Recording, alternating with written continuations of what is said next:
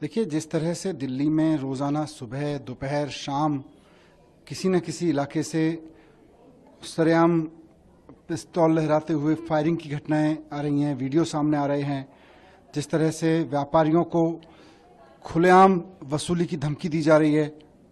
आज सुबह फिर एक सर्राफा व्यापारी से रंगदारी की खबर आई।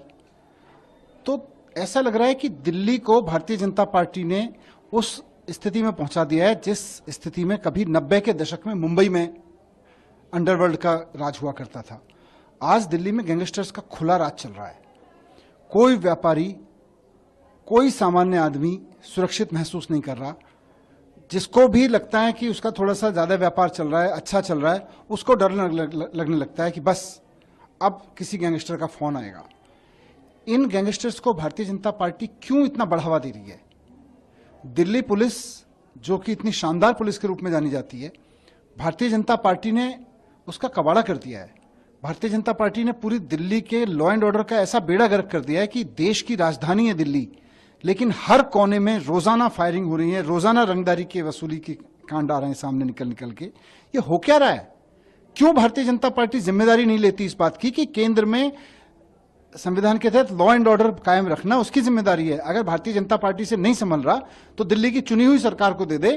केजरीवाल जी के नेतृत्व में 10 दिन में लॉ एंड ऑर्डर काबू में आ जाएगा। क्या आप लोग इसे लेकर कुछ गृह मंत्री से अपील करेंगे या मुलाकात करेंगे? नहीं, वो मुख्यमंत्री अपने स्तर पर कर रही हैं, लेकिन एक दिल्ली के नागरिक के रूप में, एक पॉलिटिकल लीडर के रूप में मुझे दुख होता है कि दिल्ली, जो 10 साल पहले या उससे पहले भी एक अच्छे खासे एक सिक्योर्ड शहर के रूप में जिसकी पहचान बन चुकी थी, लोग प्रोफेशनल्स यहाँ आते थे, महिलाएं यहाँ सुरक्षित महसूस करती थीं, व्यापारी दिल्ली में व्यापार करना सुरक्षित महसूस करते थे, आज यहाँ खुलेआम रंगदारी चल रही है।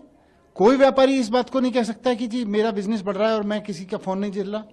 लोगों को फोन झेलने पड़ रहे हैं, लोगों के गैंगस्टर्स के फोन आ रहे हैं, लोगों को गोली चल रही है लोगों के शोरूम्स के सामने। कोई एक दिन मुझे भारतीय जनता पार्टी बता दे जिस दिन दिल्ली में इस तरह के कांड ना हो रहे हों चारों तरफ।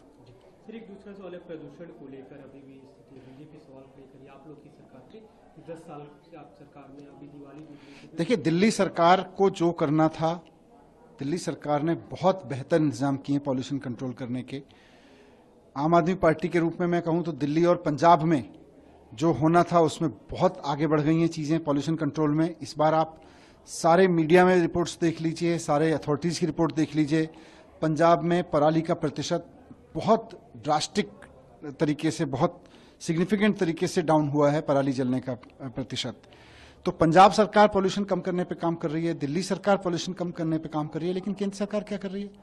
भारतीय जनता पार्टी केजरीवाल जी को दिन रात गाली देने के अलावा और कर क्या रही है? लॉ एंड ऑर्डर उनसे नहीं संभल रहा, व्यापारियों की रक्षा वो नहीं कर पा रही, पुलिस उनसे नहीं संभल रही।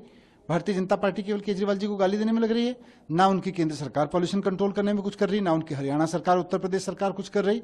आप उत्तर प्रदेश का हाल देख लीजिए, यहाँ पे कौशाम्बी बस अड्डे का उनका हाल देख लीजिए। भारतीय जनता पार्टी जिम्मेदारी लेना, पहले अपना कौशाम्बी का पॉल्यूशन ठीक करके फिर बोले कि दिल्ली सरकार ने इससे ज्यादा हमने ठीक कर दिया। हमने अगर 50% पॉल्यूशन कम किया है तो उत्तर प्रदेश और हरियाणा में वो 100% पॉल्यूशन कम करके फिर बोले कि हम आम आदमी पार्टी से जवाब मांगते हैं। अभी तो जनता उनसे जवाब मांग रही है कि केजरीवाल जी ने इतना करवा दिया, मान साहब ने